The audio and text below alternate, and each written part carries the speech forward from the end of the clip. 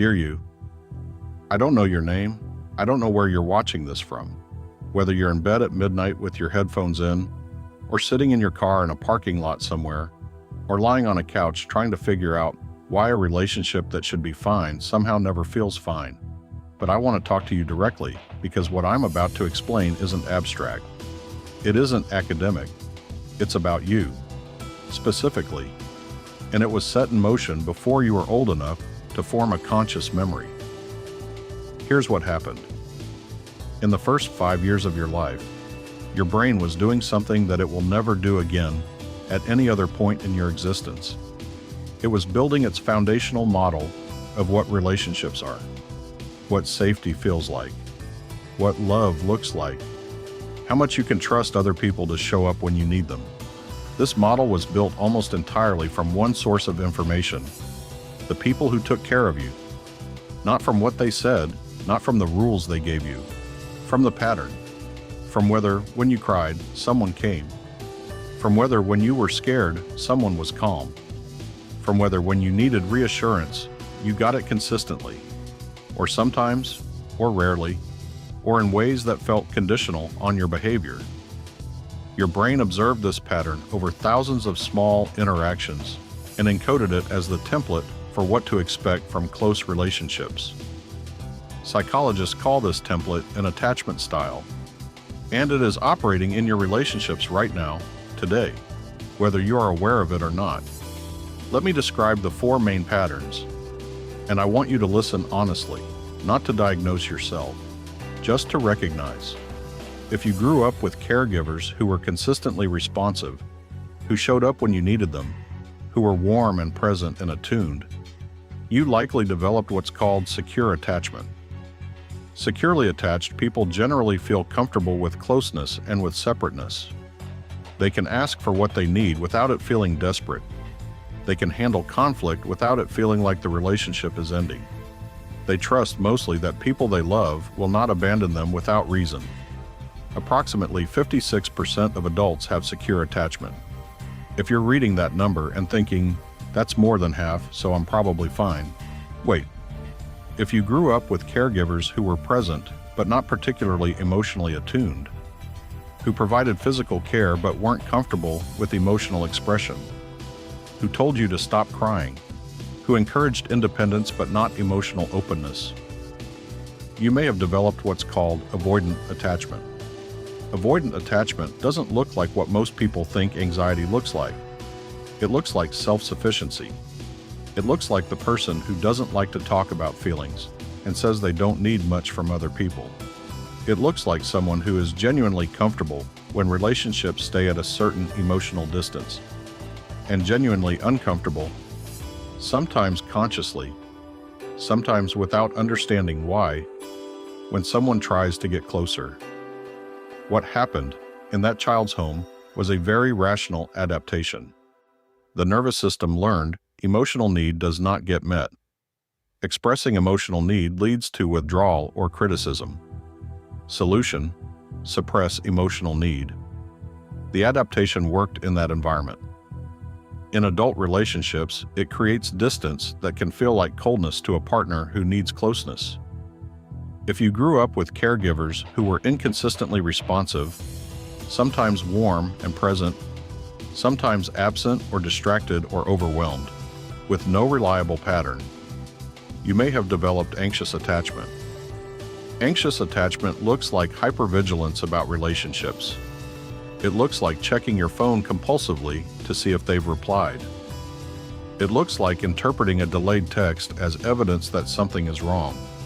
It looks like needing a lot of reassurance, and then feeling guilty about needing it, and then needing reassurance that the reassurance seeking was okay.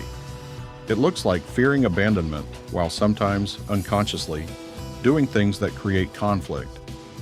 Because the nervous system, wired for inconsistency, is more comfortable in a state of anxiety than in the unfamiliar quiet of genuine security. What happened in that child's home was also rational. The nervous system learned. Connection is available sometimes, but you can't tell when. Solution: stay hyper alert for signs of withdrawal. Monitor constantly.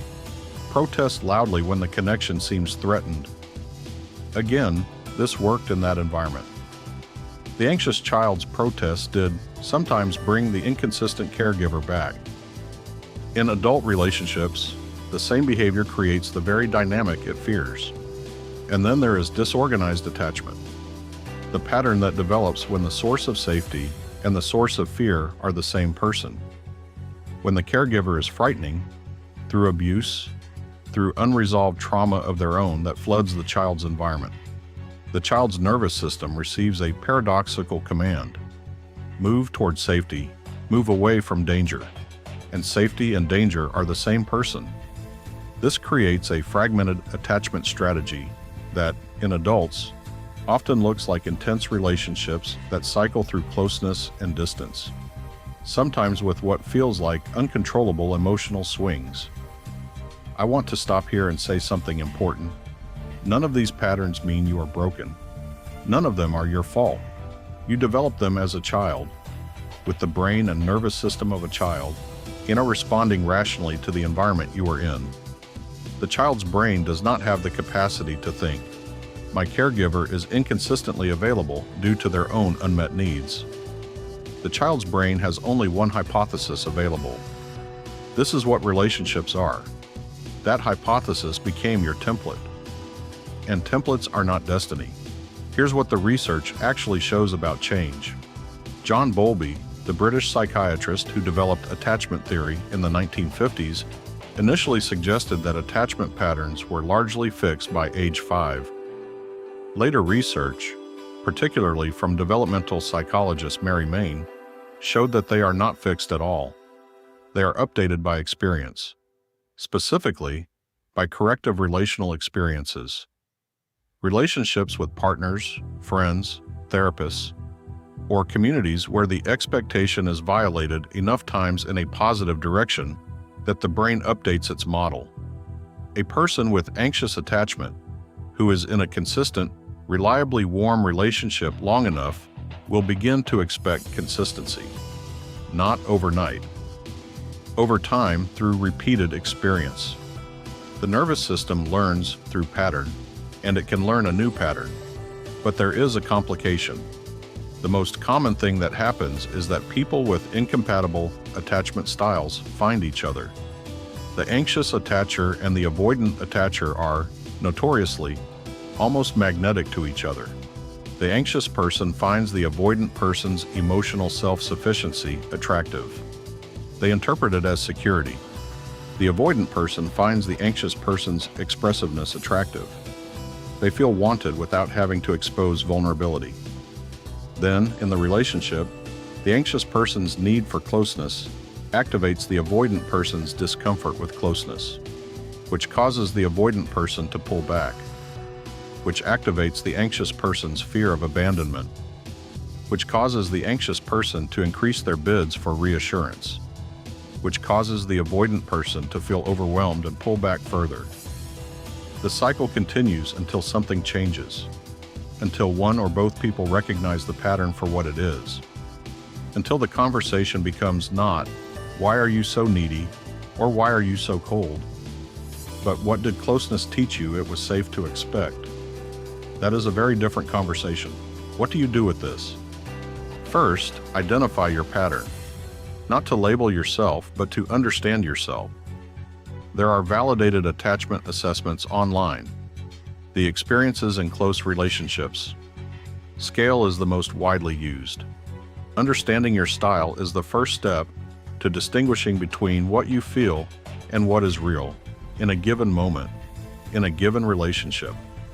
Second, tell someone who matters to you what you've learned, not as an explanation for bad behavior, but as an invitation to be known more completely. The most powerful corrective relational experience is one where you are vulnerable about the pattern and the other person responds with understanding rather than judgment. Third, if the pattern is creating genuine suffering, if you recognize yourself in the anxious or disorganized descriptions particularly, consider working with someone who specifically understands attachment theory. There are therapists trained in emotionally focused therapy and attachment-based therapy who work with this directly.